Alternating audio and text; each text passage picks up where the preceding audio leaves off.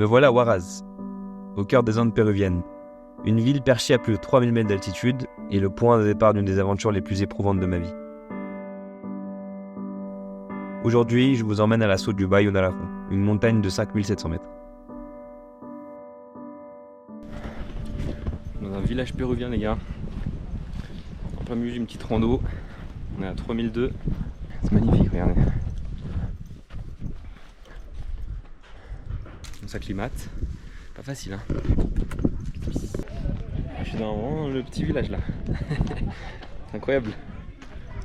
J'adore. C'est bien mignon. Regardez. Putain, les gens ici doivent avoir un cardio, les gars, de ouf. Ils sont tellement habitués à l'altitude. Je suis en train de... Dès que je monte 10 mètres, je suis en train de respirer comme un goré, j'ai plus de souffle. Après c'est normal, je viens d'arriver, mais...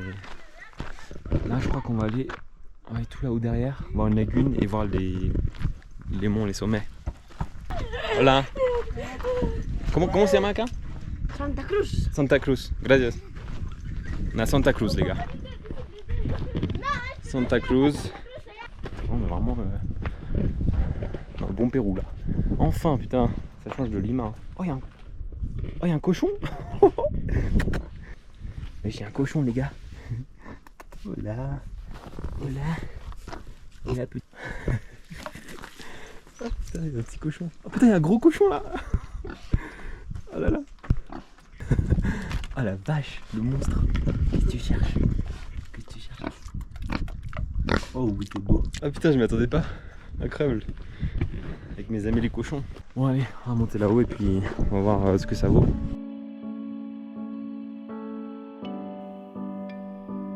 Ma première randonnée commence doucement. Wilcacocha. Un petit sommet, mais qui déjà m'a permis de m'immerger dans ces paysages incroyables. Ici, tout change à chaque instant. D'un côté, les vallées verdoyantes, de l'autre, des montagnes aux pics enneigés. C'est comme un voyage dans le temps et l'espace. Un Pérou que je découvre à chaque pas.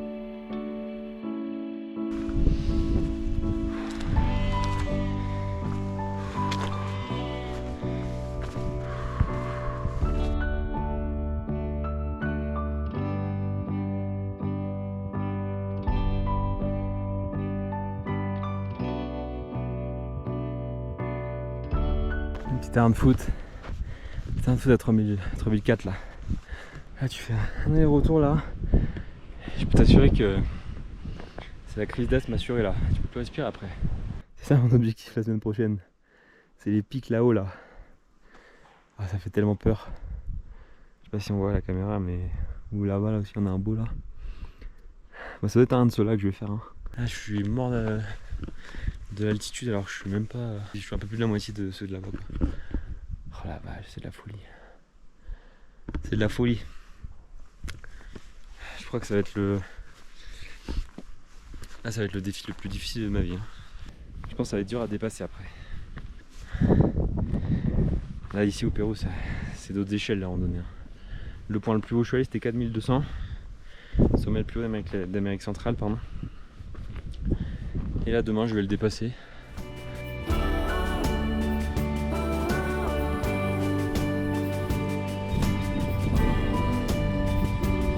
Bien arrivé à 3700 mètres. Physiquement je me sens nickel. L'altitude elle m'a un peu cogné. C'est normal, c'est parce que je suis pas habitué. Je suis passé de Lima 0 à la mer à 3007 en même pas 24 heures. Donc c'est normal. Les symptômes c'est quoi? C'est parfois une petite pression dans la tête. En fait c'est comme si dès que tu fais un effort un peu intense et que tu respires fort, c'est comme la sensation quand tu souffles et t'as un peu la tête qui tourne. T'es un peu étourdi, t'es un peu en, je sais pas si c'est suroxygéné ou sous-oxygéné, je sais pas. Mais c'est un peu la même sensation tu vois par moment. Donc faut vraiment prendre son temps. En fait là je suis allé vraiment doucement et je suis arrivé en avance, donc ça veut dire que je pense que faut que j'aille encore plus doucement à ces altitudes. C'est ça que je vais monter là, toutes ces montagnes là. Enfin pas toutes celles-ci mais c'est une de celles-ci que je vais monter dans 7 jours. Autant vous dire que je suis pas prêt. Je suis pas du tout prêt pour le moment. Mais bon c'est l'objectif de ces exercices. Puis c'est de profiter des vues comme ça, regardez comme c'est beau. Demain j'en fais une beaucoup plus dure, sur 8 heures, qui monte plus, qui va plus haut. Donc c'est le deuxième step d'acclimatation et après pendant toute la semaine je serai à 3000. Ah les gars, on a les sommets qu'on a par ici. Donc le plus haut, il est à 7008 presque, 6008 pardon. C'est le Huascarán. À 6000 t'en as pas mal quand même, hein. Putain la vache. Regardez ça, c'est magnifique. Donc semaine prochaine on va armer son mental et puis on va monter. Pas le choix parce que sinon on va pas redescendre, hein. On va que monter. Il est pas gentil lui. Jamais sur là.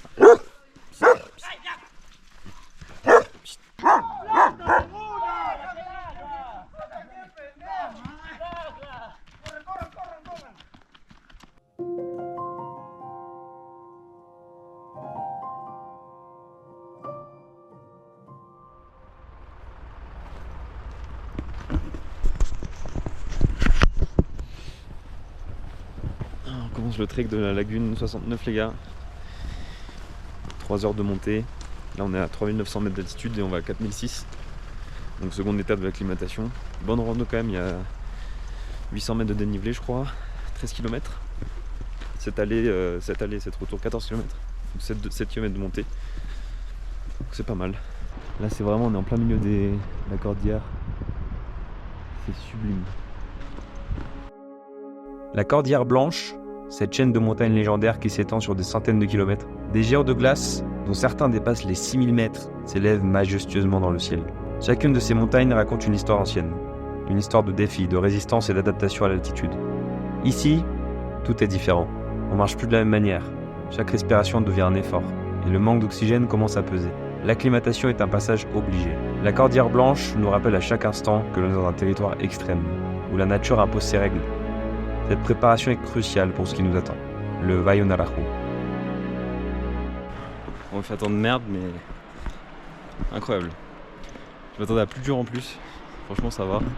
Le dénivelé il est pas du tout brut, c'est petit à petit sauf la dernière étape où elle va être dure mais...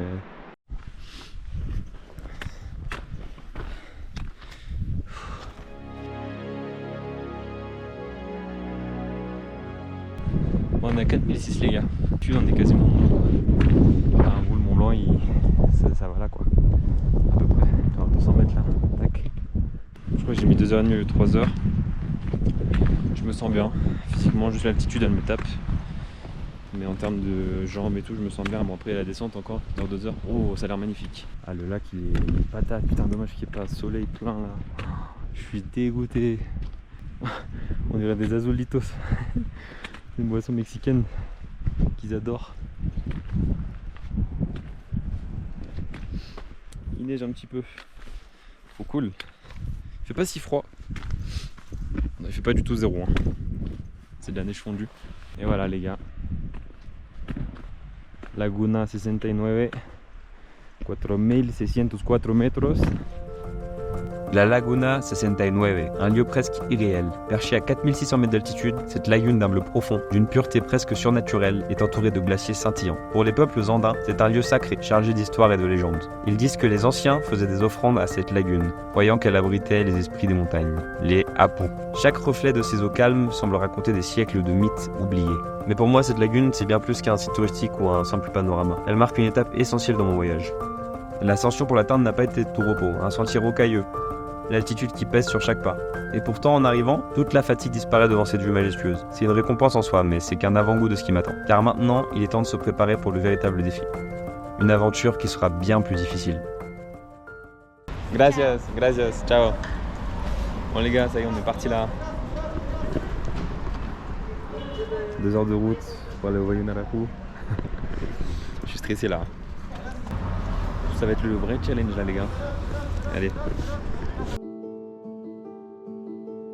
Après plusieurs jours de préparation mentale et physique, l'heure est enfin venue. Nous quittons Huaraz assez tôt et l'excitation monte. 2h30 de route nous attendent, à travers des chemins de montagne sinueux et parfois bordés de précipices vertigineux. Le taxi qui nous emmène n'est pas des plus rassurants. Chaque virage semble un défi.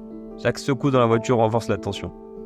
Mais dehors, la nature nous offre un spectacle magnifique, des vallées profondes, comme des sentinelles silencieuses. Malgré la beauté du paysage, une certaine nervosité s'installe en moi. Je suis un peu stressé. C'est ma première expérience d'alpinisme, ma première fois à une telle altitude, et je sais que chaque mètre grimpé me rapprochera des limites de mon endurance. L'altitude, ce facteur invisible mais impitoyable, tout peut changer à cette hauteur, et cela me trotte dans la tête. Mon guide, qui a gravi cette montagne seulement 3 fois, me parle du Bayon-Arajo et des difficultés, mais aussi de sa beauté. Je tente de calmer mes pensées, mais le doute persiste. Le parc national de Huascarán, un espace protégé où la nature règne en maître, nous enveloppe progressivement. Et je me sens vraiment minuscule face à cette immensité sauvage. Chaque kilomètre que nous parcourons nous rapproche de ce défi colossal. Et malgré l'appréhension, je me sens prêt. C'est ici que l'aventure commence véritablement. Bon les gars, on est au départ. On va monter au campement à 4900 mètres. C'est incroyable, c'est magnifique. On a le sac là, il pèse bien 15 kg je pense. On a le matelas, on a tout le truc du bivouac quoi. Voilà quoi. On commence la montée. 4330 mètres. On va au premier campement pour dormir à 4009. Première étape, atteindre le Campo Morena. 1 km pour 600 mètres de dénivelé en 2 heures. Le chemin est très raide, chaque pas pèse plus lourd que le précédent. Mon sac d'au moins 20 kg tire sur mes épaules et l'altitude commence à se faire sentir. Mais ce n'est qu'un avant-goût de ce qui m'attend demain. Alors j'arme mon mental et profite du moment présent.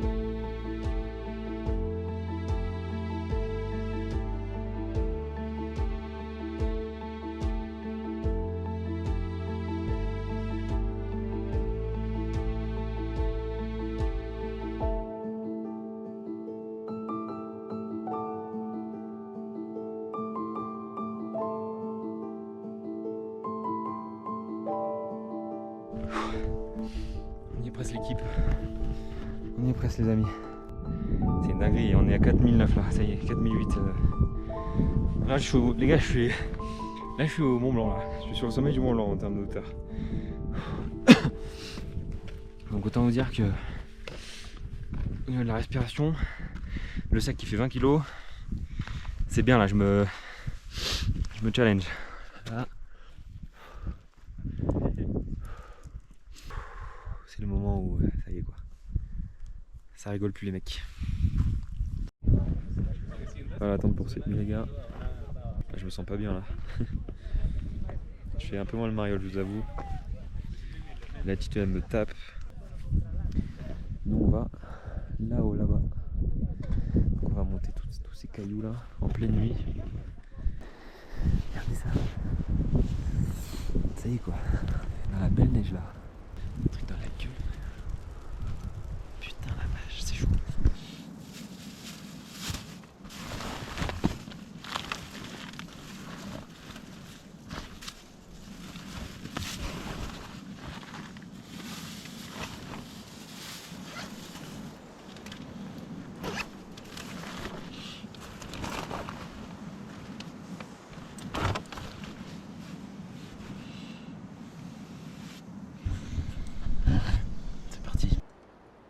Ça y est, il est minuit 30. La montagne est complètement plongée dans l'obscurité et le silence est presque pesant. On est au camp, prêt à partir, mais on ne voit presque rien autour de nous. Le froid est mordant et la neige, bien présente, rend chaque mouvement plus difficile. À cette altitude, respirer devient un effort constant. On a l'impression que chaque bouffée d'air est un combat. À 4900 mètres, je ressens un mélange d'excitation et de peur. C'est l'inconnu qui m'attend là-haut. Et je sais qu'à cette hauteur, la moindre erreur peut coûter cher. On avance, lentement, avec juste la lumière de lampe frontale pour nous guider. La montagne est pleine de pièges invisibles, des crevasses, des zones de glace, où un seul faux pas pourrait tout changer. Chaque pas est plus difficile que le précédent, mais on ne peut pas s'arrêter. Il faut continuer, peu importe. La fatigue ou les doutes, là, à ce moment précis, tout ce qui compte, c'est de garder le rythme, la fréquence, de mettre un pied devant l'autre, sans jamais s'arrêter. Tout semble suspendu, comme si la montagne elle-même nous observait. C'est interminable. Si?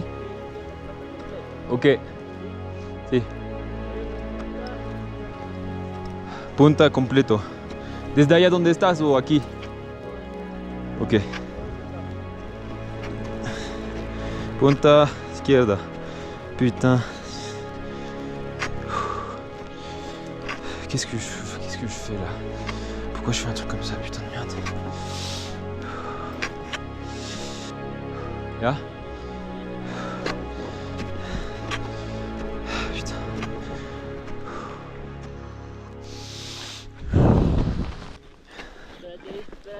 espérate. Marcio, pégate al Marcio.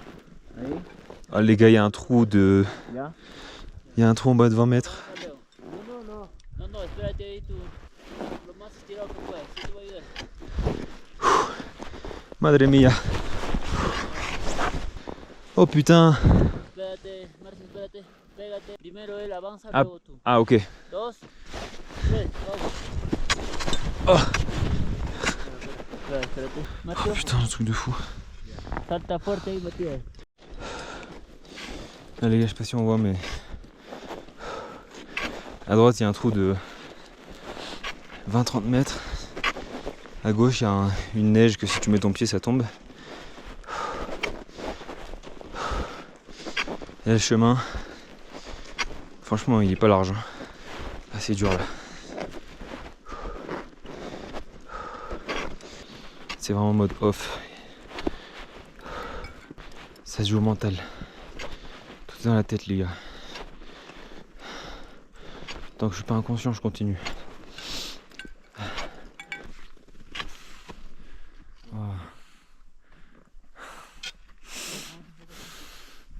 Y ahí está la cumbre, ¿verdad? A la izquierda. Sí. L'altitude m'a défoncé là. Ah putain. Chaque pas devient de plus en plus difficile. Mon souffle est court. Chaque respiration devient plus laborieuse avec l'altitude. Ma tête tourne, je me sens ailleurs, presque déconnecté. Mes jambes sont lourdes, mais bizarrement, c'est pas vraiment mon corps qui me freine. À ce moment-là, c'est plutôt l'altitude qui me prend de court. Mon esprit me dit d'avancer, de ne pas m'arrêter, mais ça devient plus un défi mental qu'un effort physique. Le sommet est là tout près, mais il semble toujours hors de portée. Le vent est léger, mais à ce moment-là, je n'y fais même plus attention. Tout ce qui m'importe, c'est d'arriver. Et puis après, ce qui me semble être une éternité, je l'aperçois enfin. Le sommet. Un soulagement immense me traverse.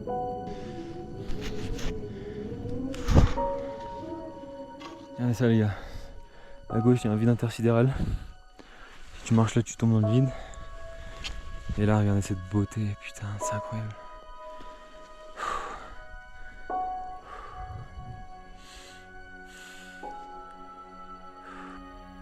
Je lève les yeux et ce que je vois est à couper le souffle. Des montagnes à perte de vue. Des glaciers qui brillent sous les lumières du matin. La beauté du paysage est incroyable, presque irréelle. À cet instant, je ressens une immense fierté. Mais là, une profonde fatigue, je vous avoue. J'ai réussi. Je suis au sommet du Bayon-Arahu à 5700 mètres. Ça y est. Ce moment restera gravé en moi. La vue d'ici, c'est la plus belle récompense que je pouvais espérer.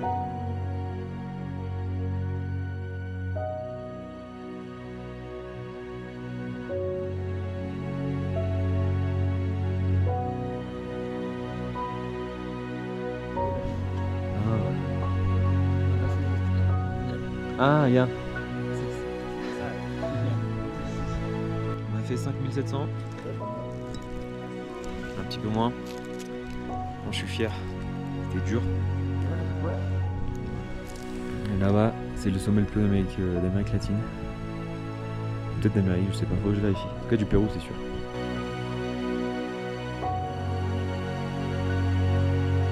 Le Bayon-Arahu, un géant immobile qui semble inébranlable. Mais même les plus majestueuses montagnes ne sont pas éternelles. Depuis des siècles, ces glaciers ont résisté aux tempêtes, aux saisons, aux hommes. Ils ont vu passer des générations de peuples andins, des voyageurs et des alpinistes, tous fascinés par cette beauté sauvage. Mais aujourd'hui, le Bayon-Arahu est un peu en danger. Les glaciers qui le recouvrent, qui étaient autrefois considérés comme éternels, fondent à vue d'œil. Le réchauffement climatique laisse son empreinte sur ces neiges ancestrales. Et ce que je contemple aujourd'hui, ça pourrait être radicalement différent dans quelques années.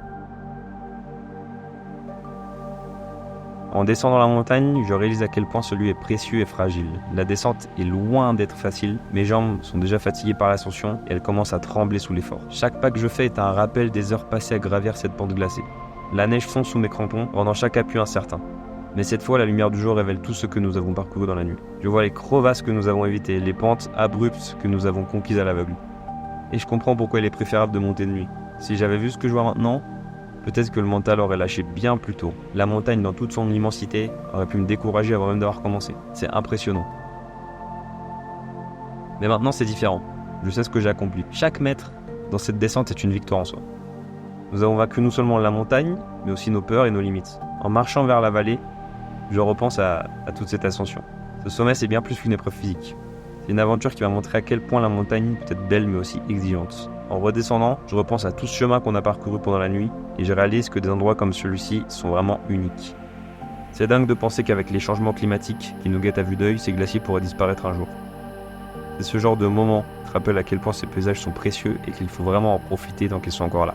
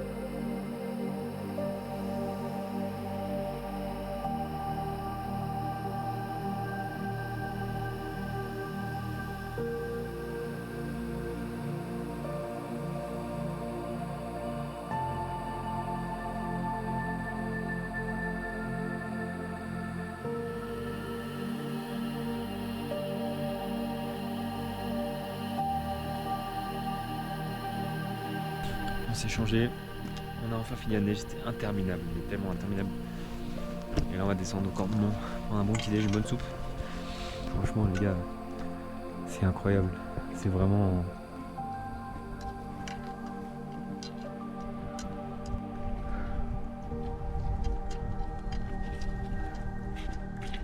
On arrive au campement les amis. Enfin. Je suis détruit là. Ceux qui partent 7 jours et tout, non. C'est trop après, c'est même plus plaisant je pense. C'est trop. Tuez-moi là, tuez-moi. En tout cas on arrive au campement mais après il faut descendre encore tout là-bas. Mais bon là, le petit réconfort c'est qu'on a une petite soupe, un petit ramen là qui nous attend. Ça c'est du bon luxe, surtout ici à 4900 mètres.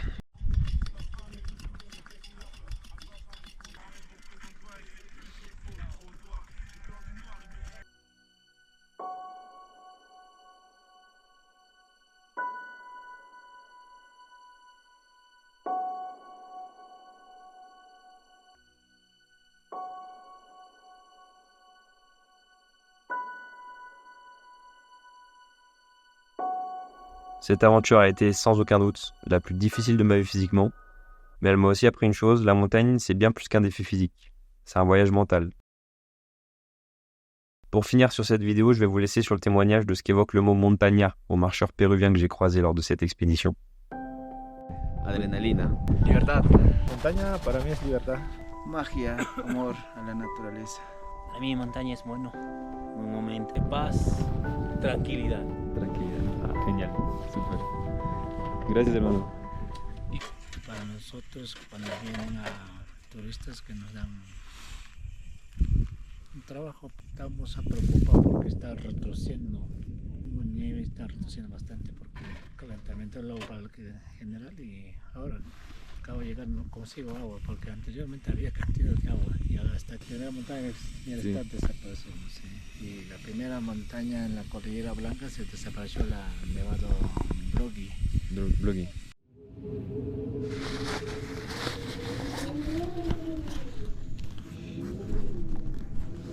On y va. Énorme vin. On va partir. Je me prépare. J'ai mal à la tête les gars, c'est chaud.